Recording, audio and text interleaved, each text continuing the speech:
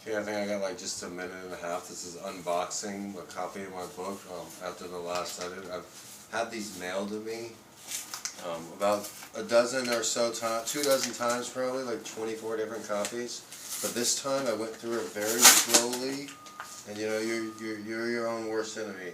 And I went through very slowly. I only ordered 2 copies because each time I was like, now I got it, now I got it. But there was always like a lot of mistakes at first, and a little less mistakes, and a little less, and a little less.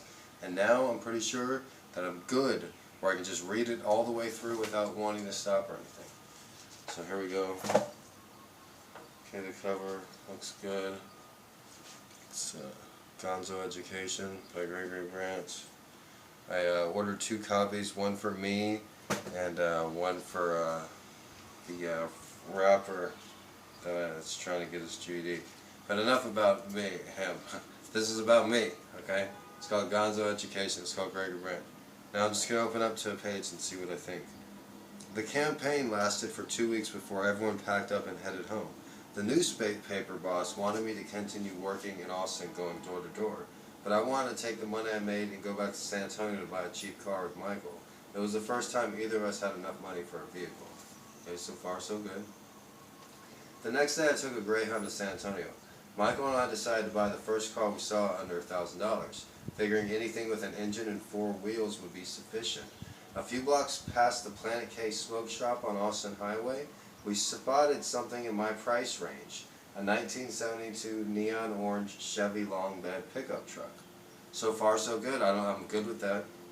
The guy selling it was an old drunk named Duke. He wore overalls, lived in a trailer, and reeked of moonshine. I should have known better. Duke said he was going out of town on business as soon as he sold the truck. He was asking $1,000. I offered him $900, and before I could even finish counting it, he snatched it out of my hand and put it in his pocket. The truck ran for 3 days. I took it to Benny's and let each of my friends take a turn driving the neon orange beast while we tripped acid. I couldn't wait to get back to Austin and show it off around campus. Looking back, I probably should have been in more of a hurry. I had a good thing going at my sister's duplex. I should have protected it.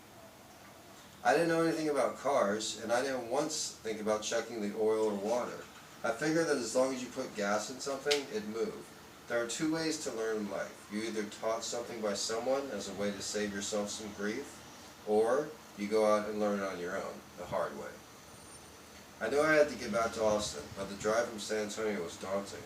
I'd never driven on the highway before and didn't really even know how to drive to begin with, but I had to get back if I wanted to keep living at my sister's duplex and hang out on the drag every day. I took a few deep breaths and told myself that I'd be okay as long as I drove real slow and stayed in the right lane. Okay, so far everything is perfect 100%. I saw 1 comma that's there, but it's just 1 space over. So other than that,